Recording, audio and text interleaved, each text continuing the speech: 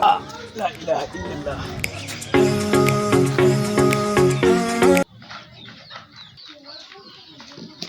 Kai, a ƙasar nan fa talaka baya jin daɗi. Ka duba ɗan wannan abincin. Amma ba ko mai kyan a ce da ruwa.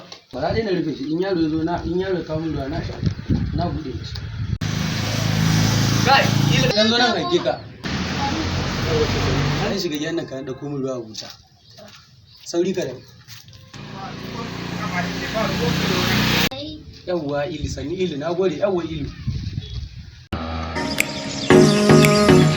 Kai, yanzu ya zafi wallahi gashi na rara gonan gaba da yawa nake ji. Haidar. Salamu alaikum. Assalamu alaikum. Ya yi bi. Lafiya da dan mama da kaina. Lafiya karo wallahi da gona. Kai dan mama sannu. Yawa. Kai dan mama garin nan ba. Wallahi gari ya zafi. Kai Haidar gari ya zafi wallahi da gona nake. Wallahi yunwa nake ji. Wannan abinci ne? Eh wallahi. Dan mama wannan abinci ne wallahi ni ma ina son ci. Yunwa nake ji wallahi yanzu na tashi daga bacci. Allah. Wallahi. To. To bismillah man dan mama. To ya gode.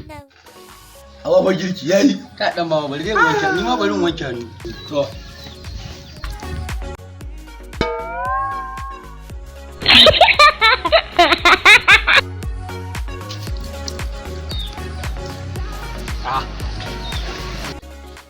Kai, me zan gani?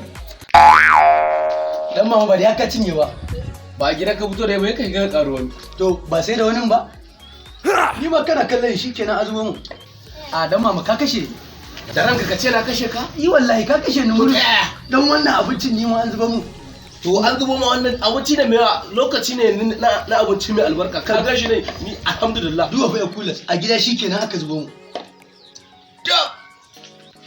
To ni kaga tafiya ta yayin jima. To shi kenan ka gaba ci kuma za ka gudu ya lati. Amma ba gani ya kasa nan da yawa. Kan uba dan mama.